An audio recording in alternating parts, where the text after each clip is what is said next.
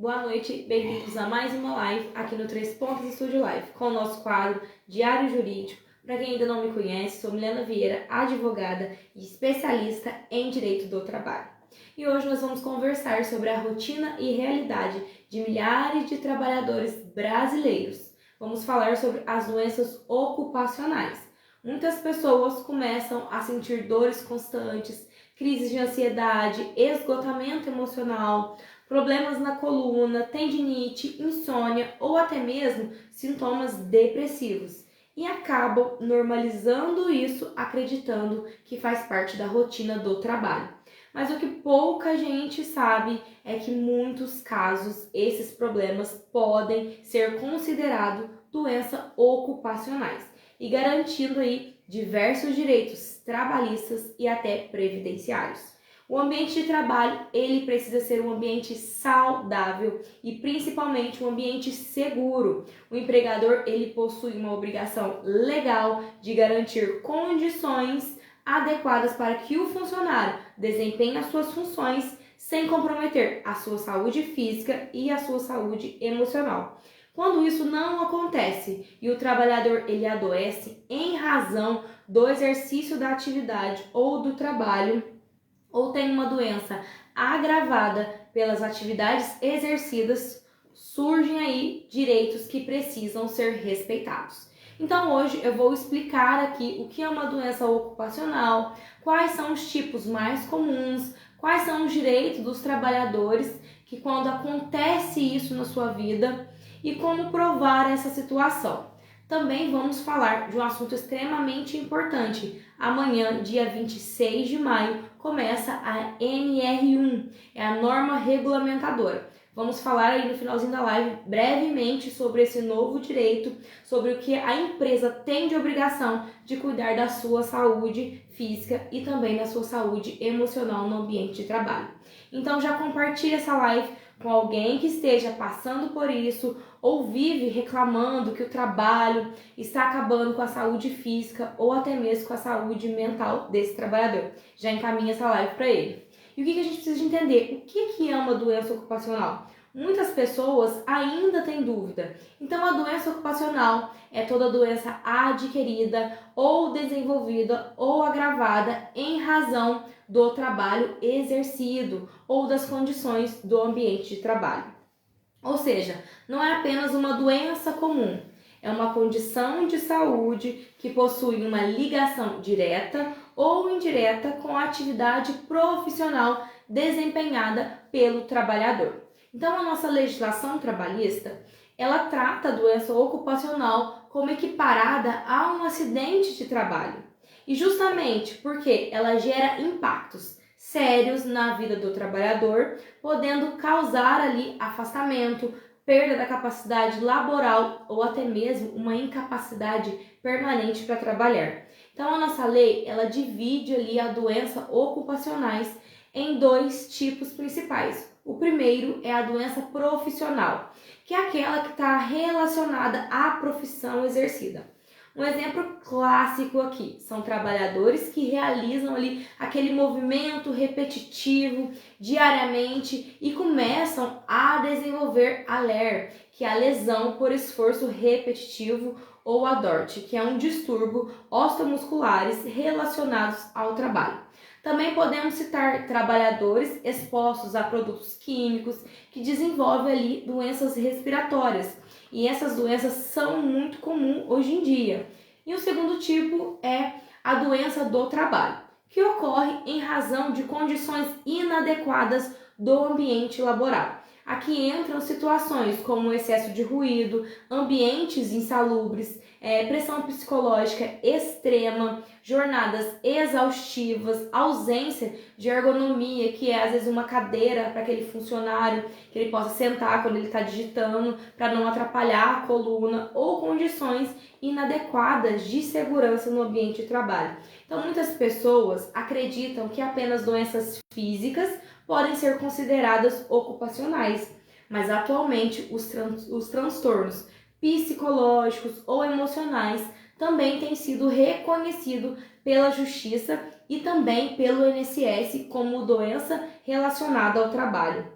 Mais uma dúvida comum: quais são esses tipos de doenças ocupacionais? Existem diversos tipos de doenças e elas variam conforme a atividade exercida por aquele trabalhador. Entre as mais comuns, como eu tinha falado, lesão por esforço repetitivo, muito frequente em profissionais que trabalham ali o dia inteiro digitando, aqueles operadores de máquinas, aquelas pessoas que estão em linhas de produção ou realizando movimentos repetitivos ali diariamente. Também são comuns problemas na coluna causado pelo carregamento excessivo de peso, uma postura ali inadequada ou longas jornadas em posições prejudiciais à sua saúde. Temos também as doenças respiratórias. Também aparece com muita frequência em trabalhadores expostos à poeira, à fumaça, produtos químicos ou substâncias tóxicas. E isso acontece muito em fábricas, oficinas, construção e indústrias. Então a gente precisa tomar muito cuidado com esses movimentos repetitivos, com esses problemas na coluna, com as doenças respiratórias. Outro problema muito recorrente também são as doenças auditivas, causadas pela exposição contínua a ruídos intensos sem a proteção adequada, sem o uso do equipamento de proteção individual que o trabalhador ele precisa ter no ambiente de trabalho. Além disso, também a gente temos a dermatites e alergias que são causadas também pelo contato constante com produtos químicos agressivos. Mas um dos crescimentos atualmente são as doenças psicológicas e emocionais relacionadas ao trabalho. A ansiedade, a depressão, a síndrome de burnout, a síndrome do pânico e até o esgotamento mental têm atingido milhares de trabalhadores por causa de ambientes tóxicos, metas abusivas, cobranças excessivas, humilhações e pressão constante dentro ali do ambiente de trabalho.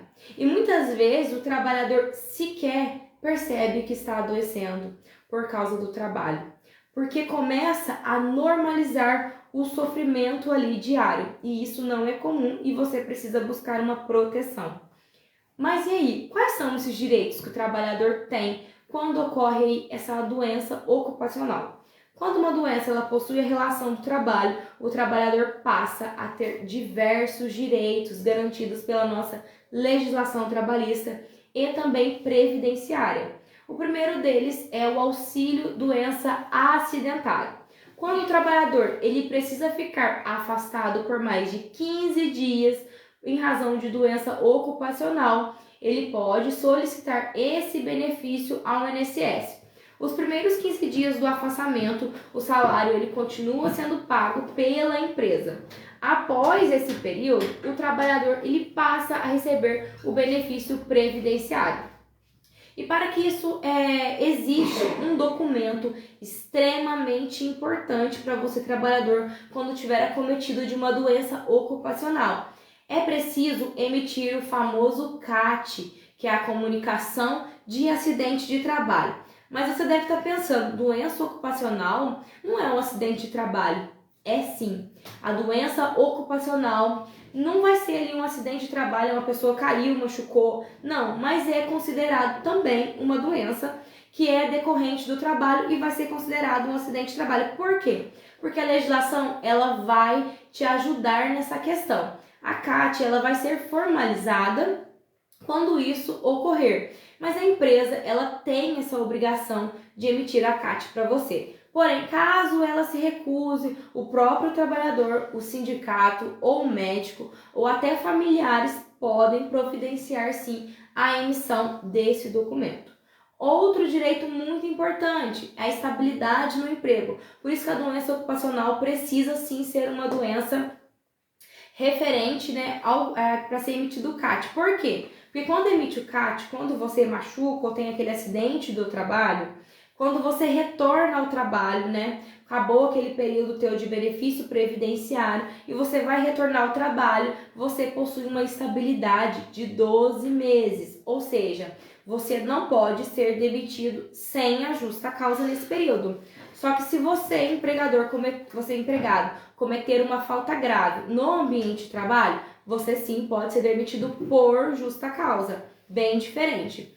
Então, além do afastamento pelo auxílio doença ali acidentário, a empresa ela deve continuar realizando todos os meses os depósitos do FGTS normalmente. No caso em que a doença ela deixa sequelas permanentes, reduz a capacidade ali do trabalho do funcionário, pode ser sim devido ao auxílio acidente, que funciona como uma indenização paga ali mensalmente pela INSS até que você se aposente. E sendo uma sequela que reduz a capacidade, você pode continuar trabalhando depois e ainda receber essa indenização todo mês do INSS até que você vá se aposentar. Já nos casos mais graves, quando o trabalhador ele perde totalmente a capacidade de exercer aquela função ou qualquer atividade profissional, pode haver ali a concessão da aposentadoria por invalidez. Outra dúvida muito comum: como você vai proceder, trabalhador, se você perceber que você está tendo uma doença ali ocupacional? Muitas pessoas não sabem o que fazer quando começam a perceber que estão adoecendo em razão do trabalho. O primeiro passo é procurar ali um atendimento médico especializado. É fundamental você realizar exames, consultas, obter laudos médicos que demonstrem ali o diagnóstico e a possível relação daquela doença com a atividade que você exercia ali no seu ambiente de trabalho. Também é extremamente importante guardar as receitas médicas, os exames, relatórios, conversas, advertências abusivas, mensagens, provas ali do ambiente de trabalho e tudo que possa demonstrar ali as condições às quais o trabalhador era submetido. Depois disso, deve-se emitir ali a CAT para formalizar essa situação e caso esse afastamento ele ultrapasse os 15 dias, o trabalhador deve solicitar ali o auxílio doença acidentário junto ao INSS e vai ser realizada ali uma perícia médica previdenciária. O que é essa perícia médica? Ela vai ser responsável por avaliar você, trabalhador, a sua incapacidade para o trabalho, o nexo ali entre a doença que você está acometido e o trabalho que você exercia lá no seu ambiente de trabalho. Então é algo muito importante, o trabalhador nunca deve enfrentar essa situação sozinho. O acompanhamento jurídico ele faz toda a diferença para garantir que seus direitos eles sejam todos respeitados.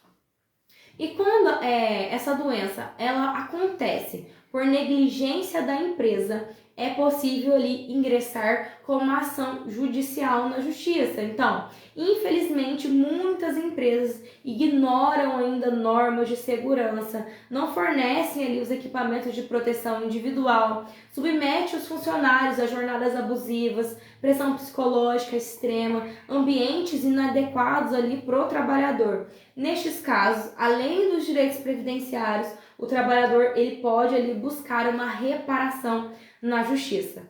Então, a ação judicial ela pode servir para pedir indenizações, ressarcimento de despesas médicas, uma pensão mensal em caso de incapacidade permanente, uma reintegração ao emprego quando houver aqui a estabilidade descumprida, aquele prazo de 12 meses quando você retorna ao trabalho, você não pode ser demitido sem justa causa. Se caso vier a romper durante esse período, você pode ingressar na justiça pleiteando ali a reintegração do ambiente de trabalho ou um valor substitutivo neste período em que você não trabalhou. E diversos outros direitos também você consegue. Por isso, cada caso ele tem que ser analisado ali individualmente, porque existem situações em que o trabalhador ele sofreu prejuízos enormes e sequer imagina que possui direito à reparação. Em muitos casos, a doença ocupacional, o trabalhador também pode buscar uma indenização por danos morais. Isso acontece quando a empresa ela expõe o funcionário a situações degradantes, uma negligência à saúde do trabalhador ou permite condições que causam ali um sofrimento físico, um sofrimento emocional.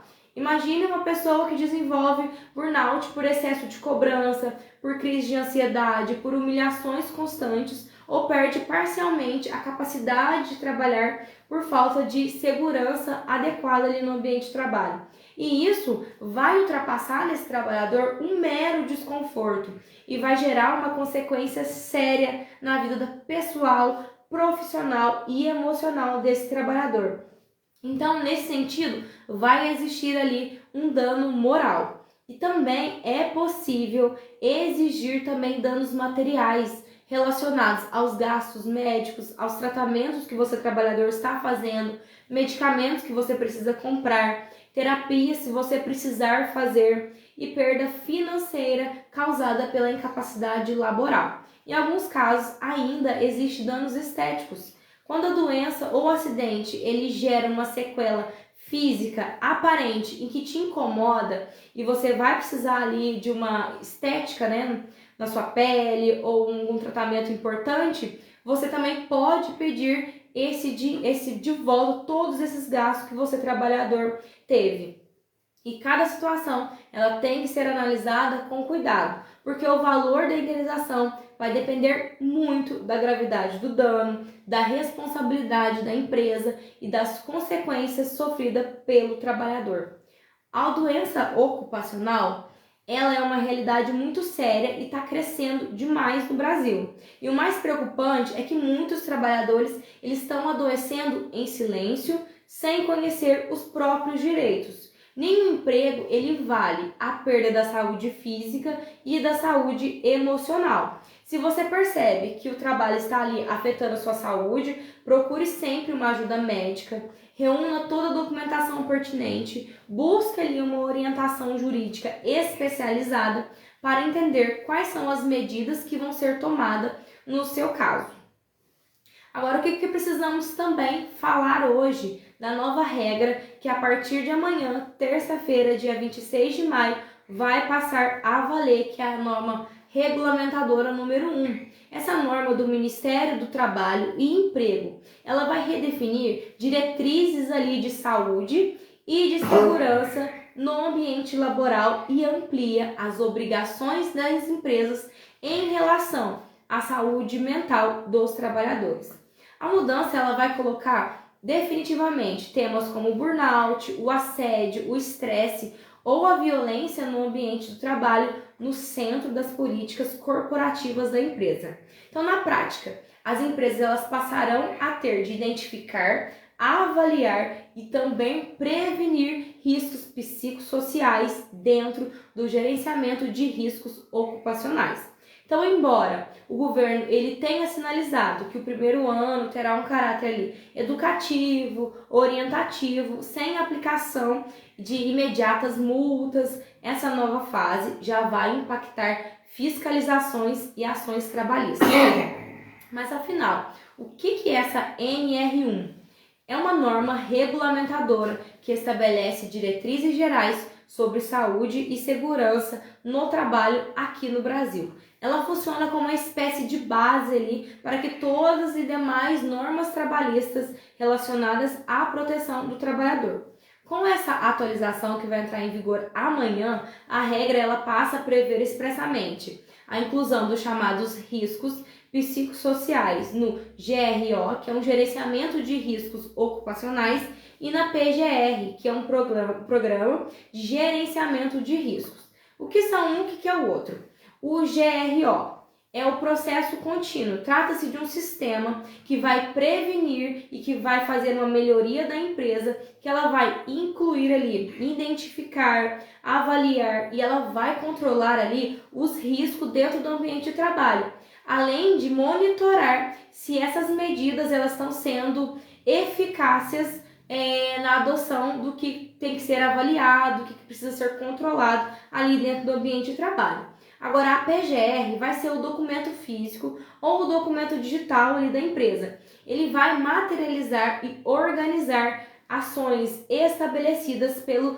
GRO. Então, contendo ali obrigatoriamente o inventário de risco. Tem um risco ali na empresa, então eles têm que ter esse inventário de risco dos trabalhadores e eles precisam de um plano de ação para que esses riscos eles sejam amenizados, eles sejam reduzidos.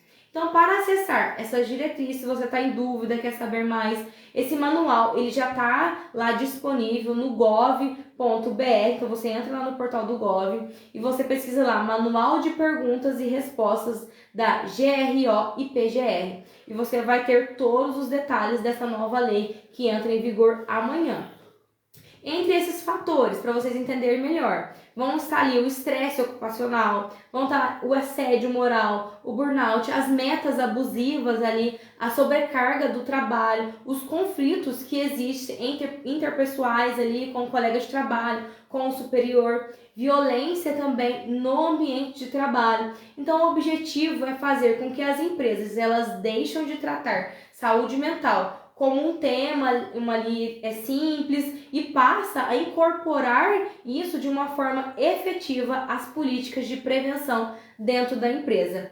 O que isso vai mudar na prática? Com a nova redação, as empresas elas deverão mapear situações que possam provocar ali um adoecimento psicológico e criar medidas concretas de prevenção. Isso vai incluir, então, o que eles precisam de avaliar? Se tem uma jornada excessiva, se tem muita pressão ali para aquele funcionário ele tenha as suas metas alcançadas, se tem excesso de demandas, se tem falhas, se o ambiente está hostil, se tem muito conflito interno. A empresa ela tem que organizar isso e ela tem que mapear e principalmente conseguir soluções para que isso amenize. Então, além disso, o PGR ele deverá conter ali os planos de ações com responsáveis, prazos, critérios de acompanhamento. Então, a norma ela prevê uma integração de medidas preventivas entre a empresa que atua no mesmo ambiente de trabalho e exige uma preparação de emergência com exercícios simulados periódicos. Então, na prática, qualquer acidente ou adoecimento ocupacional deverá ser investigado pela empresa com análise das causas, a revisão das medidas preventivas adotadas. Então, a informação para você, trabalhador, é a maior ferramenta de proteção. Então, se essa live ela foi útil para você, compartilhe com outras pessoas, porque talvez alguém esteja sofrendo exatamente isso e neste momento, sem saber, possui direitos garantidos por lei. Então, muito obrigada pela participação de todos. Eu espero que vocês tenham gostado dessa live.